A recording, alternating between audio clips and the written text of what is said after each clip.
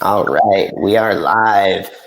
Thanks everyone for joining this session. We're running a couple minutes late due to technical difficulties, which is typical for any software company.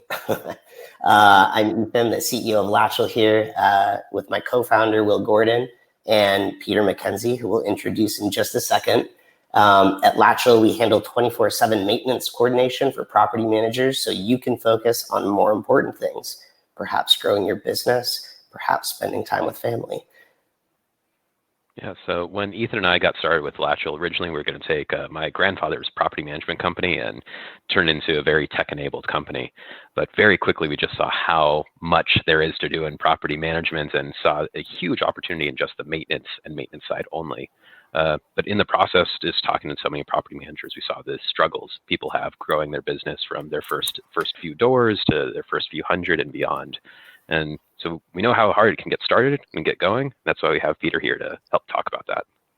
Yeah, so Peter is one of Latchel's longest customers. I think you've been with us 2 years or something close to 2 years, maybe even longer at this point, maybe 2.5 years. Feels like 25 years. But you've done an incredible job managing your company, managing the operation while having other things to do on the side. You've grown your company in excess of 100 units, and we'll dig in today on how you did that and learn a little bit more about you, Peter. A couple other notes for listeners. You are in Ventura, California. Welcome to the show.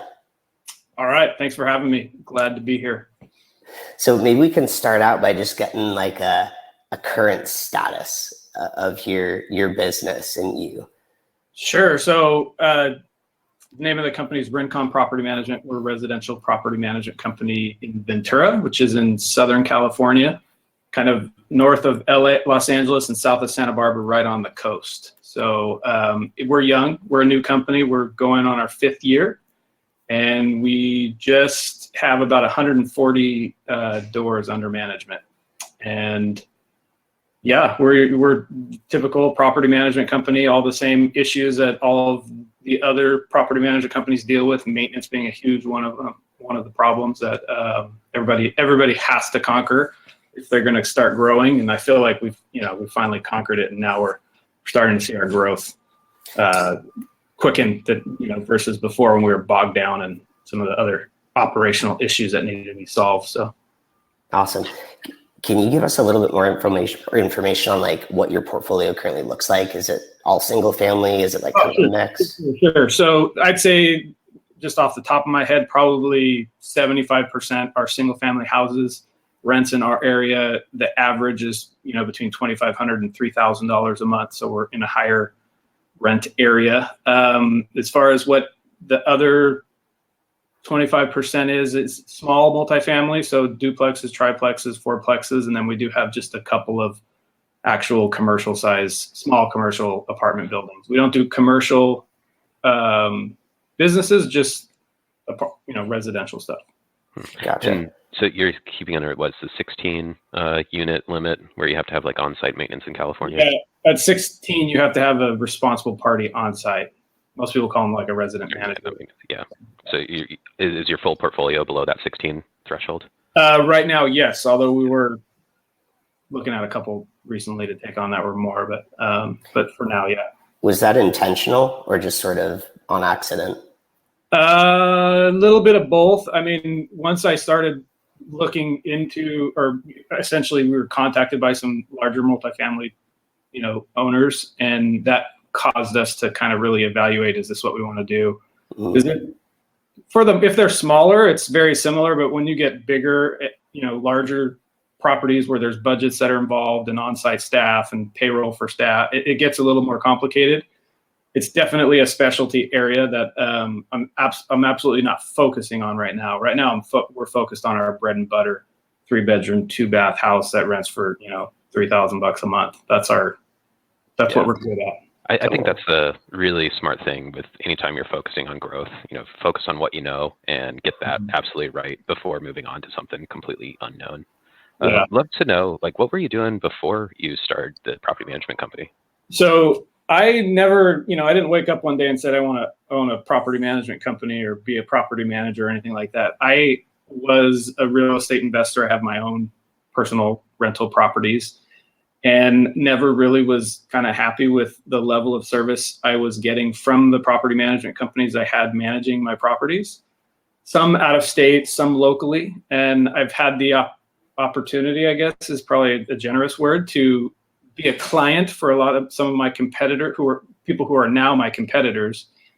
And I never was really happy. And I knew it wasn't rocket science. Like, it's not the concept. Everybody understands the concept. You rent the house out, you collect the rent, you fix something when it breaks, and everybody's happy. It's a simple concept, but I just never was pleased with the service I was getting. So eventually, when it made sense, I decided to open up Rincon and essentially do it myself. And that was, like I said, about 5 years ago. But I also have another career, I guess, if you will, outside of owning Rincon Property Management that takes a lot of my time as well.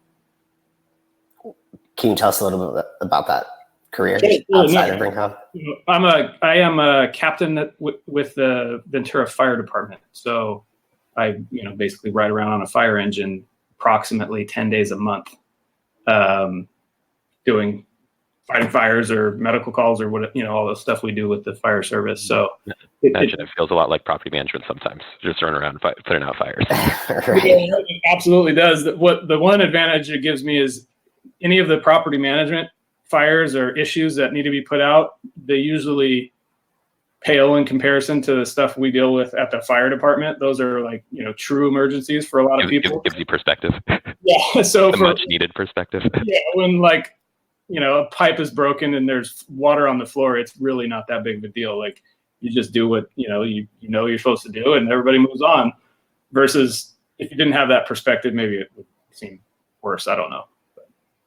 So it sounds like you're spending like 40% of your time being a firefighter, and then maybe 60% or even maybe less, maybe even 50% of your working time being a property manager. Yeah, it's a balancing act for sure. And it's just by the nature of the schedule, and it's forced me to, put systems and procedures in place to automate a lot of what we do, just because I don't have the luxury of being here 24/7.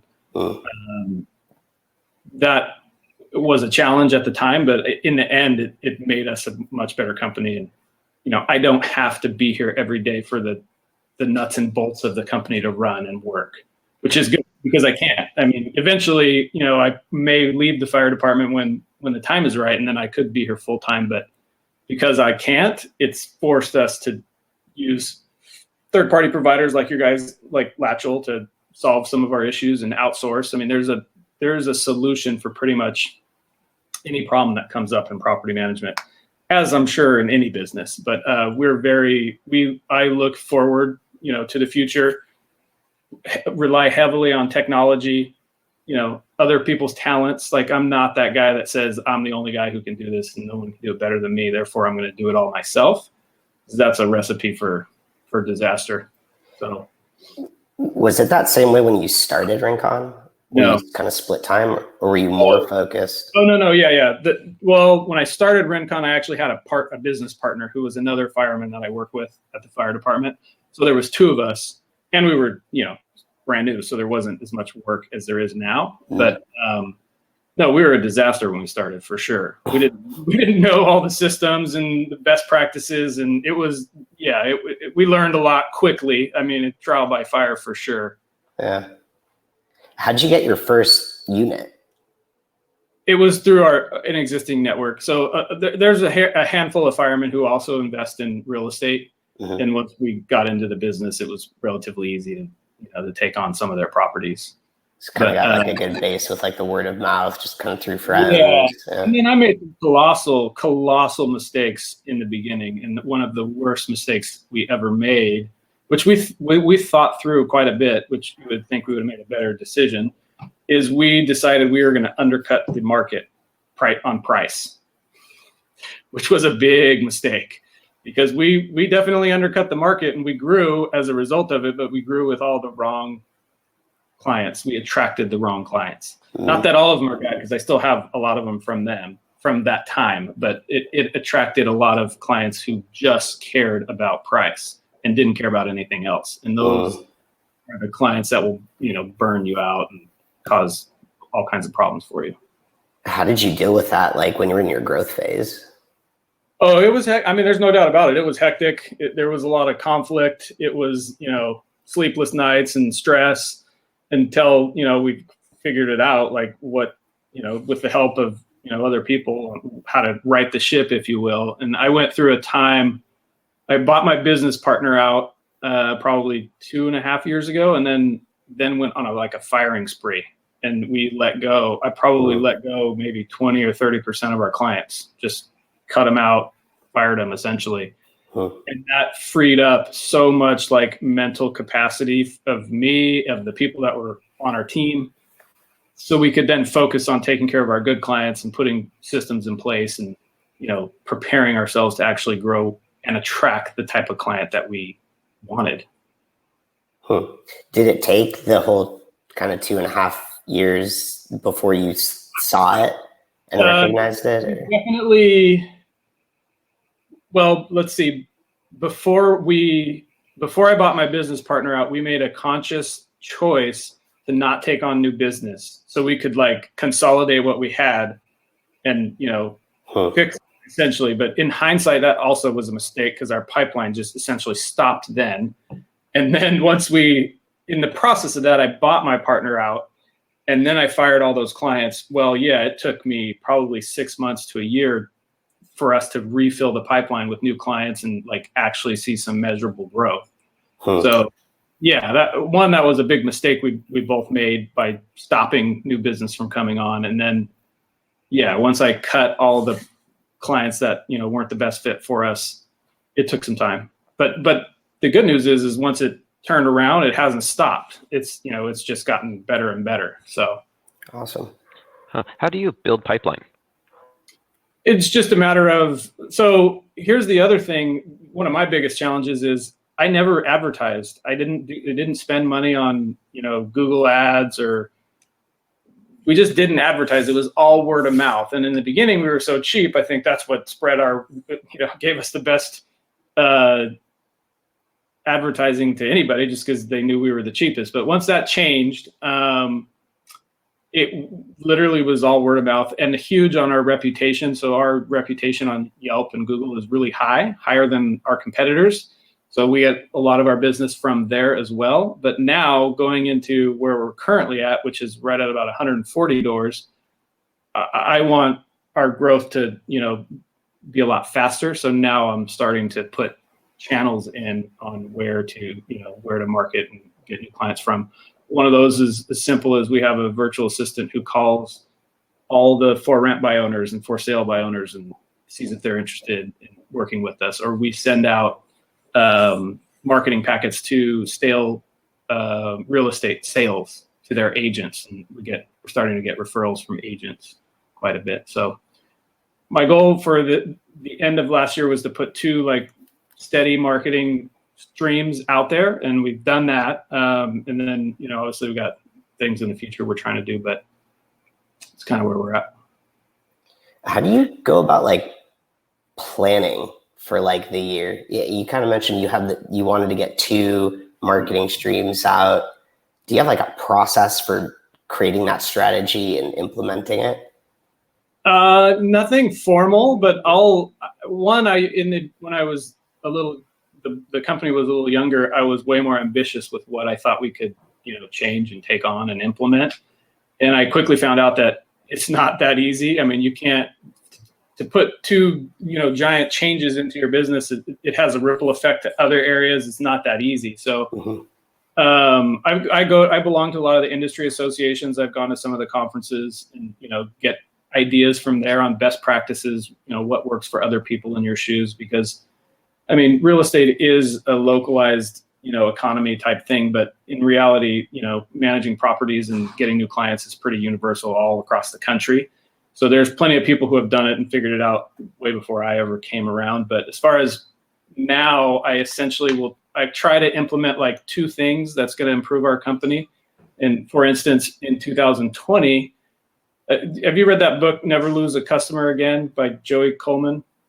No. I think it's a great book, and not just for it's not industry specific, but it's basically how to make your clients, essentially love you and become your biggest fans and refer people to you and take care of your clients. There is a cost for churn or attrition, when you lose clients, and that book is all about not losing clients and keeping them happy. So I want to institute a lot of what that was. I want to make sure I got the name right, because I'm going to go out and read this next. Yeah. Never Lose a Customer Again by Joey Coleman. I think that's the title. I'm not 100% sure, but the author for sure. If you search for that, it'll come up. So that's one of the things I want to do. And then I want to start pushing more video online kind of presence for ourselves as well, whether that's on, Facebook videos or wherever we're at. So that seems like a long-winded answer to your question, and I don't even know if I really answered it, but hopefully that helps. Yeah, that makes sense. I actually want to touch on something you just mentioned, and sure. I'm only touching on this because I was literally just talking to another Latchel customer about half an hour ago about Facebook video and like how to use it, why to use it. Mm-hmm. My personal experience with Facebook video, doing it more now than we've ever done before, is that the way to think about the video content is less about like getting that person that's never seen you before to see the video, then come like sign up or book a time to talk with you. And it's actually more about building like a library of like earning trust, that when they come to your website or they go to your social profiles and they see you talking and they see your face, they can connect who you are to your company, and they feel like more connected. And it's really about building the connection more than anything. Oh, I can second that for sure. So I have right now just one video on our landing page of our website. And in our sales process, Marcy, who's the first step in our sales process, she always makes sure people know about that video and that they watch it. She was the appointment for me to go out and meet with potential new clients. And they always say, "Oh, I saw your video, great." And it's like they're my friend, even though we've never met. They feel familiar with you, and it's huge. And what I want to do with our videos is exactly what you're saying. It's a library of information. So, because the same questions come up over and over, I'm sure you get at Latchel the same exact ones. But if they can go on there and click through 20 videos, if they really wanted to, they would feel like they already kind of, understand the company and belong, buy into our philosophy. And then when you go meet them, it's literally just to, consummate the transaction and sign them up. So without that video that's on there, there's a difference. Like they don't know who I am when I walk up to their door. They've never heard me talk. They've never met me, versus when they've seen the video, it breaks down a barrier a little bit. So my goal is to put more of those videos, like have a library of videos on the website that I don't currently have. So yeah, that's awesome. I'd love to go back to something you're saying much earlier in the interview, and it's something I think a lot of entrepreneurs struggle with, is that need to stop being the Superman who's doing everything themselves and thinks that they do it the best, and realizing you need to put in systems, processes, and trust other people to start handling that. And you said it was a struggle in the beginning. I'd love to hear more about that struggle and that transition for you. Oh, it was absolutely a struggle. I felt like I could do everything myself, but then once you get to a certain size, it's just physically impossible. Like you can't answer, 300 emails every day and then deal with the work that each one of those emails generated. Could I do all this stuff myself? Yeah, I could. But if I had 100 hours a day, maybe I didn't sleep or have a family or anything else. But it was hard to give stuff up. But what I think helped me the most is I'm a big believer in outsourcing things that you're not good at, whether it's to someone on your team or a third party or somebody else. But the mindset shift was I had to just say, no, you're not the best at everything. It's impossible for that to be true. You need to put this in somebody else's wheelhouse who already knows how to solve the problems, already has a solution. And then you just need to have a little faith that it's going to work out. So I think perfect example is I was overwhelmed just because we were growing. We were, we haven't talked about this, but prior to solving my maintenance nightmare, that was a big part of what took up my time and effort, and also trying to grow the company on the other side, which are two obviously separate things in the business. I got to a point where you couldn't physically do anymore, and then your health starts to suffer, your other relationships start to suffer. So I watched a podcast, I forget which one it was, and it had a gentleman on there who his main job was to source and hire executive assistants for business owners or executives. And he had it down to a science. And just listening to him talk was impressive, because all of the things he was talking about were speaking right to me. And at that point, I'm like, okay, all right, I'm sold. Like, I'm going to reach out to this person, see what they have to say. Was that your first hire, an executive assistant? No, it wasn't. It was my second or third. So I just basically I put faith in his process and said, yep, let's do it. You tell me what to do, I'll do it. I followed it to a T, and it's worked out like a dream. So Marcy, who is my executive assistant, who's a big part of our team, she manages my email, my inbox, my calendar. She's the first point of contact for anybody interested in our company. She has like a discovery call with them, and then sets me up if it's appropriate and a good fit. So it probably freed up, I don't know, 50-60% of my time just by that one thing. Wow. Which paid for itself time and time again, for sure. So I took that experience and went, wow, that was really cool. What else can I do like this? And then hired another virtual assistant who freed up a bunch of time. And so what were the things that you had to change in order to make sure that Marcy was giving you the value that you needed? What did I have to change? I had to give up control. I had to go, okay, yes. I mean, it wasn't that hard to do. Once your biggest fear is that someone's not going to do as well as you, and then you're going to suffer as a result. Like, you're not going to bring on the clients that you could have brought if you did it yourself or whatever. But you have to take a leap of faith and give up the control and see what happens. And then obviously you're not, foolish. If it doesn't work out, you have to adjust and change. But by following someone else's proven process and system, it worked. And So how did you work with Marcy at the beginning to make sure like she was being successful? Sure. Like, I'm curious how much of your day went into that versus actually doing the work.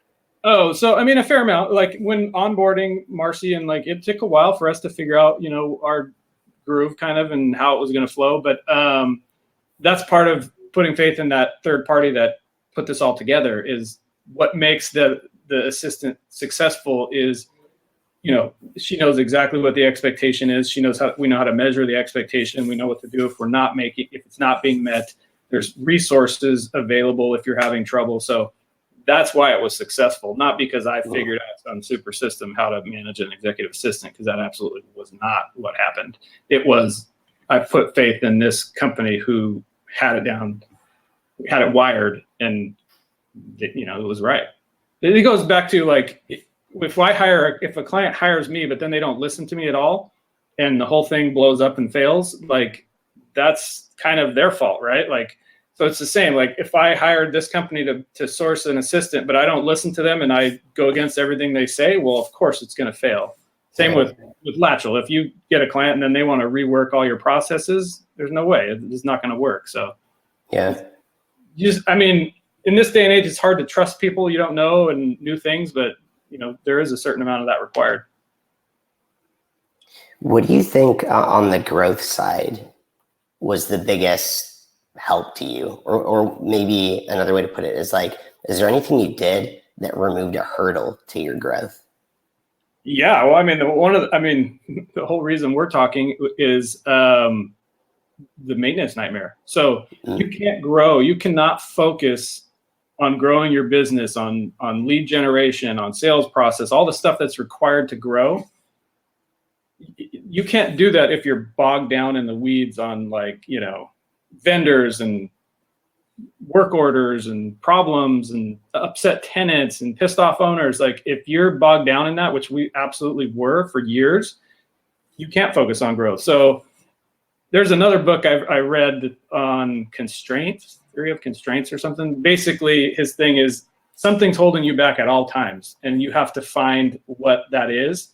And once you identify it, then you focus your attention on it till you loosen it up, and then it allows you to go somewhere else. And then you find another constraint. maintenance was a huge constraint to our operation. Like, it was the source of a lot of problems, a lot of unhappy customers. So once that was solved, then I was free to go tackle the next problem. But we're always going to have problems in our business, no matter what. There's always something to fix. But yeah, I can't remember his first name, but Goldratt is the author of that theory of constraints. It's like a incredibly powerful mindset and philosophy to approach any business, any operation, any problem. There's this one thing in your process. Yeah, it was a boring read because it was all about manufacturing, like some electronic part or something. But so this really boring stuff is actually Will's wheelhouse. Theory of constraints was like a foundation to his whole career. Oh, that's funny. Yeah. So, I listen to most of my books. I don't actually read them. Yeah, I don't. You're driving around too all the time. Yeah. The good intro is it's called The Goal: A Process of Ongoing Improvement. Oh, there you go. Yeah, I'm terrible at giving these books plugs, I guess. It is a pretty dense book, but it's something that for the right kind of person they totally nerd out on. But I always use theory of constraints as a recommendation for anyone. It's the first thing to look at when you're thinking about process improvement or making a business better. Perfect. Internally, between really just Will and myself, we call it the eye of Sauron. It's like, where are you going to point the eye this month? Point it to the one thing, put all your focus on the one thing, improve that, then move to the next. Totally. Yep. I can relate to that 100%. Yeah. So I'm kind of, sorry, Will, go ahead. I want to know how you identify that constraint on a monthly, quarterly, or however often you're changing your focus to fix that problem. What do you go through? What process do you go through to figure it out? Yeah, I wish I could tell you there's this scientific method that I follow every time, and it just comes up and tells me exactly where to focus my attention, but it doesn't. That's not true. Anyway. I wish it was. I'd say, I have a really amazing team at Rincon right now, so I put a lot of trust in them, and I meet with them monthly, and whatever feedback I want to know about problems when we meet, right? I want to know what's holding everybody back, and so some of the feedback is where I get. Where I can figure out where we're going to focus on, and I'd say that's probably the main one. Or stuff that I'm personally involved in, like I know is a problem, I know we could do better on. And the challenge is trying to fix too many things. Like the challenge is trying to fix it all. Like you need to, I don't want to say ignore some, but like you said, the ISR, and you have to focus on something and don't take your attention off it till you fix it. Otherwise, you'll never be effective. You'll just be you'll never finish anything. So. Yep. I like to tell the people on the Latchel team, it's easy to come up with a list of ideas. You can come up with ideas all day long and spend all your time coming up with ideas. It's really hard to get things done and stay focused on just getting things done. So try to focus on the what's done list rather than the to-do list. Really helps us. I like it. Yeah. It's also, I think there's a thing you said about what you ask your team to give you as the problems. Like there's a old management saying is like, come to me with solutions, not with problems. And I think that really stifles a organization's ability to grow and change, because it's really about surfacing the problem so everyone can come together and think about what could be solutions. What is that really the problem? Can we go deeper and figure what that is and get all the best minds on that problem rather than just saying, hey, just give me a solution. And then you have no idea what's actually going on. So really interesting. Love to hear like through that process of improvements, using that theory of constraints, getting this feedback from your team. What would you say are some of the successes you're pretty proud of really improving in your business? Well, not to sound like I'm beating this one up just because I'm talking to you guys, but fixing maintenance was a huge win. A huge win for us. I don't think about maintenance anymore. I don't stress about it. If an emergency happens, I don't even, not that I don't care, but I don't drop everything and run around like a chicken with my head cut off trying to figure it out, because I know that there's a system in place. Everyone has a procedure. This is all going to happen, whether I'm on the phone trying to find out what happened or not. So I'd say fixing maintenance is a huge win for us. which you guys were a big part in. So thank you for that. The other one was putting together a rock star team. So I'm really happy with who we have right now, and everybody's like clicking on all cylinders. The team works well. It's cohesive. I mean, that's huge, because if you don't have that, that's a big problem to solve. So I'm proud of the team. I'm proud of those are the two things that stand out the most. I'd love to dig into your team a little bit, because you've mentioned this a couple times, and I'm actually kind of curious in like how many people you currently have on staff. And let's start there. I'm curious, like, who's on your team right now? Yeah, so we are a lean operation, right? Like, I rely heavily on tech solutions and third parties. So we don't have a large staff, but we do about 140 properties. I have myself as the broker, my executive assistant, Marcy, and she does a ton of work. And then I have only one other let me back up. So I'm in a physical office, and I have one other person in the office with me. She is the leasing coordinator. She deals with leasing out the properties and dealing with tenant-related issues and getting them ready to rent. Those are the only two in-house people that are sitting in our office where we're at today. Marcy is my executive assistant who works remotely. She's in the Midwest. And then Caitlin, who is the leasing coordinator, also has a remote virtual assistant who's down in Mexico. So there's four of us. And they're all, in my mind, it's all one team, because they all pretty much just work for Rincon. But that's it. And we have capacity for probably another 50 or 60 properties without expanding our team.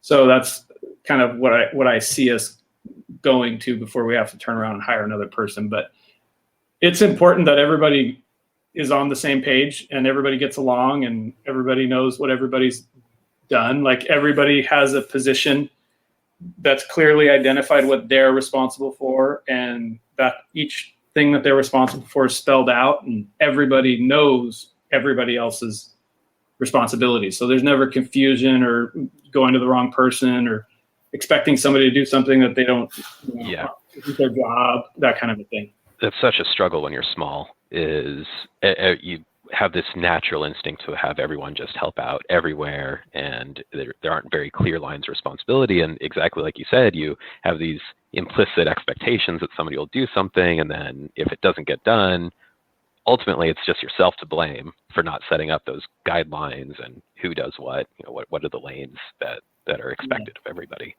I think that's really important, even at a company of just 4 people, to have those kinds of expectations and not just expect everyone to jump in everywhere. The other thing that I think goes, I don't know how related that is, but what you do when things go wrong. Because things go wrong, I don't want to say all the time, but mistakes happen. Things sometimes don't go according to the plan, or someone throws a curveball at you. But it's how the company owns those mistakes or takes ownership of it. Because ultimately, it's exactly what you said, Will. If something is wrong and there's chaos and confusion, it's not their fault. It's my fault, right, for not setting it up properly and making sure everything was clearly identified. But I firmly believe in owning mistakes and never making excuses. So someone's ultimately responsible for something, right? And if you're the owner of the company, you should take ownership of the issue that happens, right? So I tell my potential clients all the time, I go, I can promise you we're going to make a mistake. I'm going to make a mistake, right? Like, no one's perfect. Mistakes are going to happen, but how you should measure my company is what I do after I make the mistake. We're going to make it right. If it's our problem and we made the mistake, you don't even have to think twice about us making it right or not. And I think people respect that, because nobody's perfect. It doesn't matter who you are, you're going to make a mistake. I do have one story for you, which you probably don't want me to share on this recording, but I'll do it anyway. So Latchel made a mistake on a work order. I don't remember the details, but it was a mistake with a vendor. I don't remember the details. Regardless, it cost us like $150.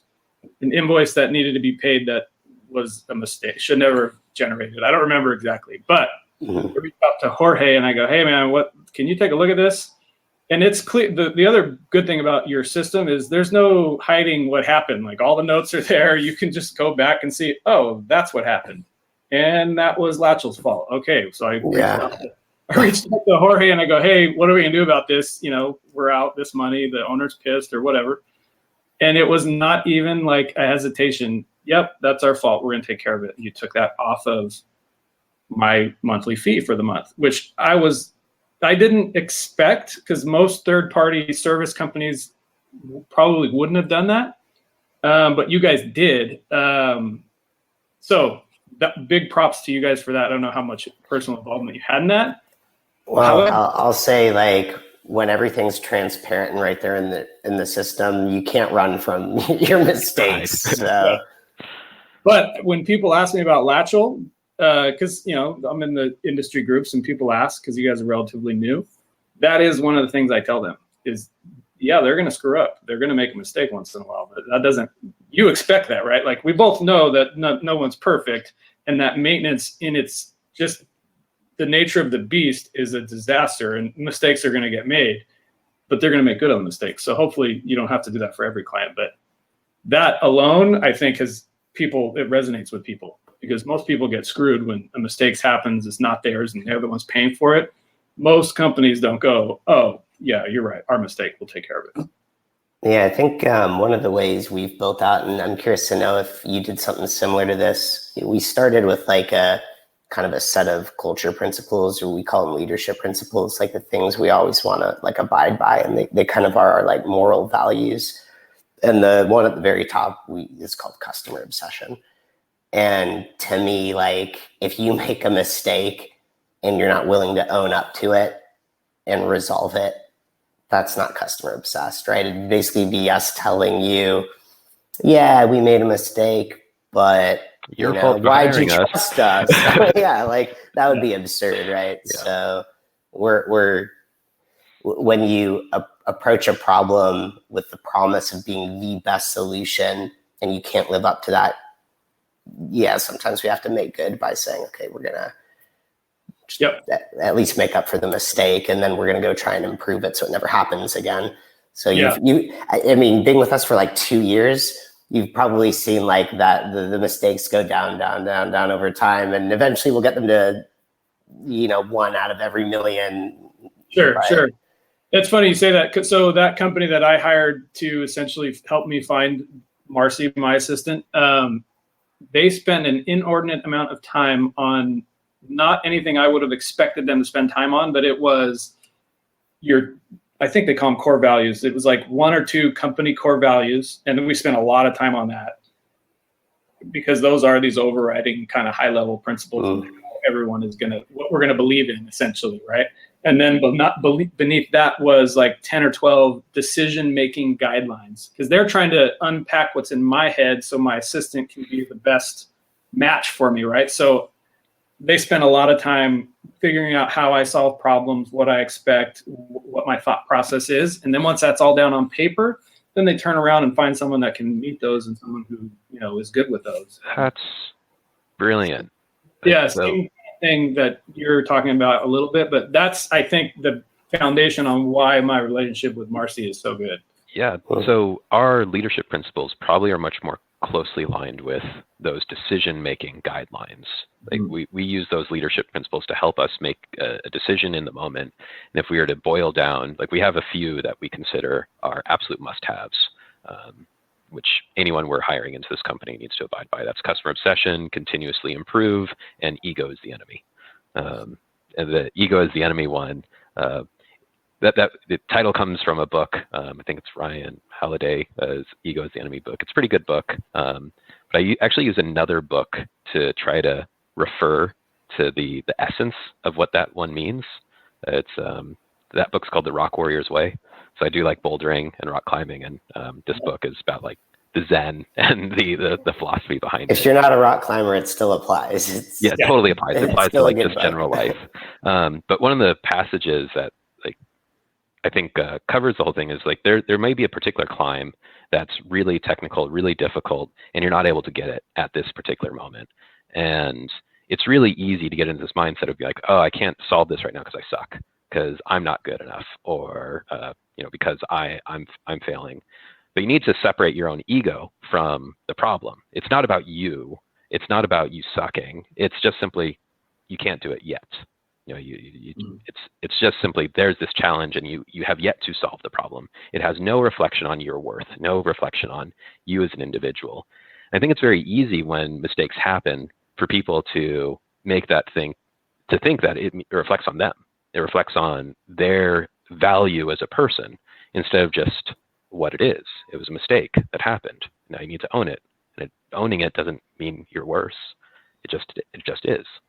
Yeah. And that's what we try to get people to believe a lot at Latchel. If there's a mistake, it just happened. It doesn't mean you're bad. It's what you do. It's how you fix it. Yeah. Do you mind sharing your core values? Yeah, I should have these memorized, but give me 2 seconds. Well, you've had Marcy on the team a while, I'm guessing, so you probably knew him a year ago. And let me see.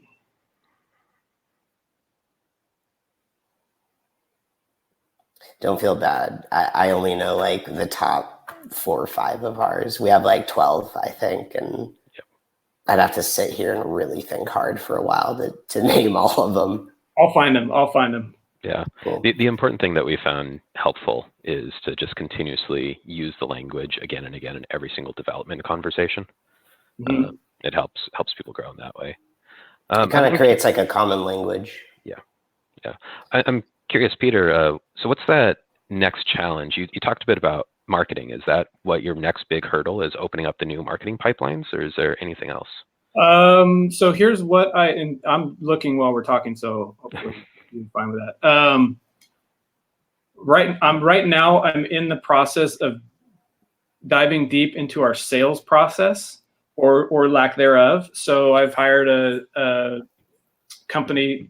Jeremy Pound is the guy who's some people know in the property management world.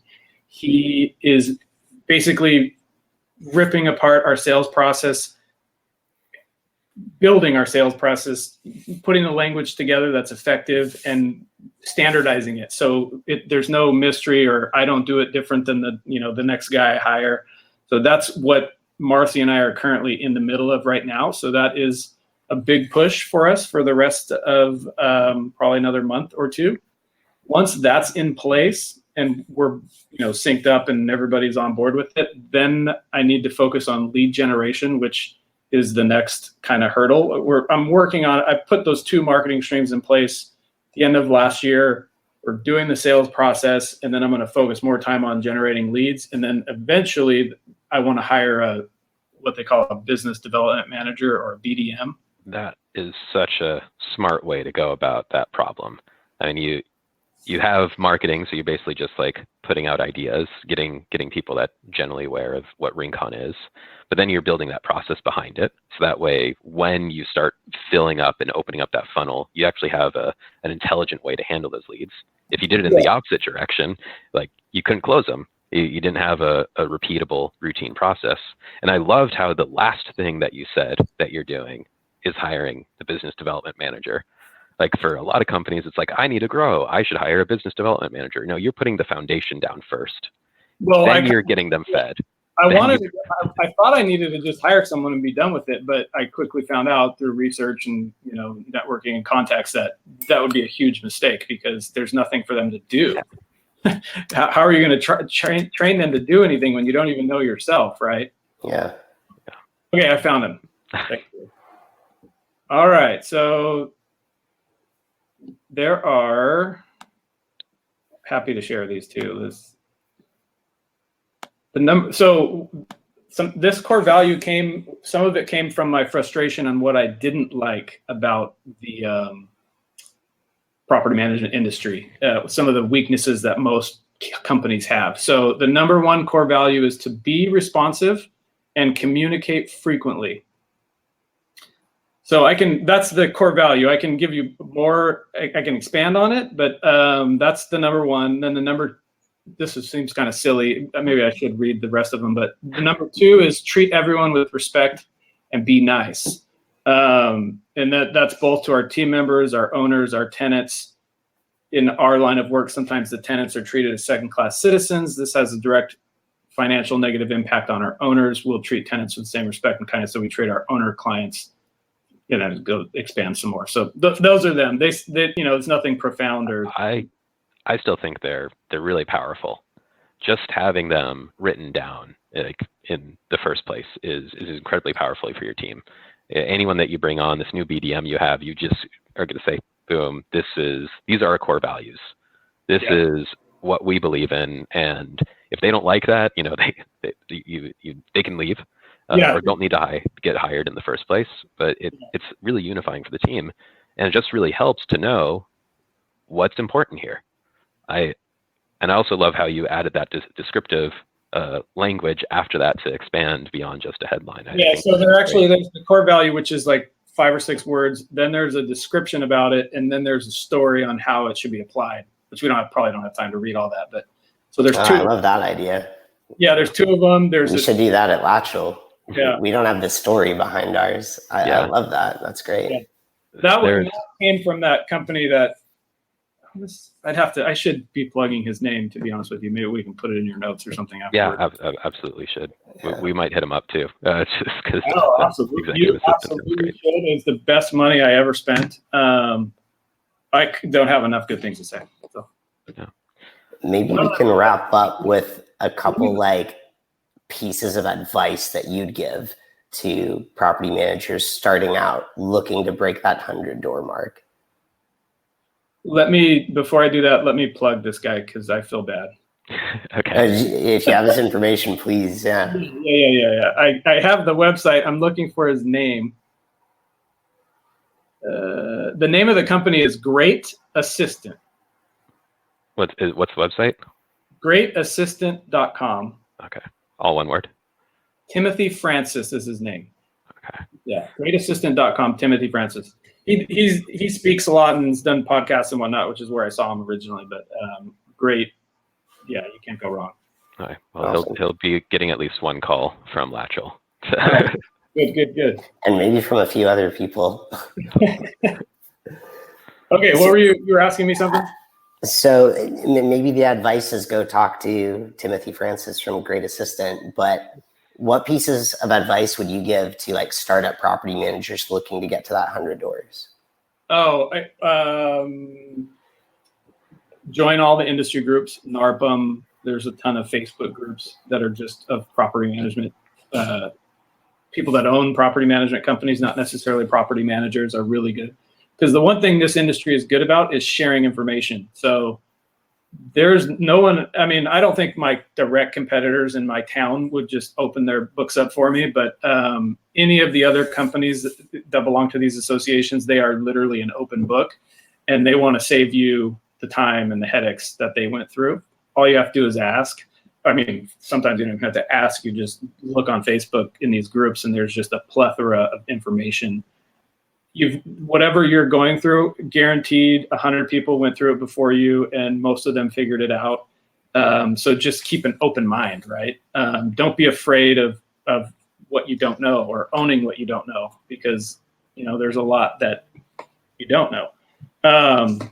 And then don't be afraid of outsourcing. So I see a lot of people are afraid of outsourcing, particularly to people who have operations overseas or in other countries, but don't be afraid. It's not that hard to do. There are some things I don't outsource, like the direct contact with our owners is generally taken care of. But self-showing lockboxes is a huge time saver.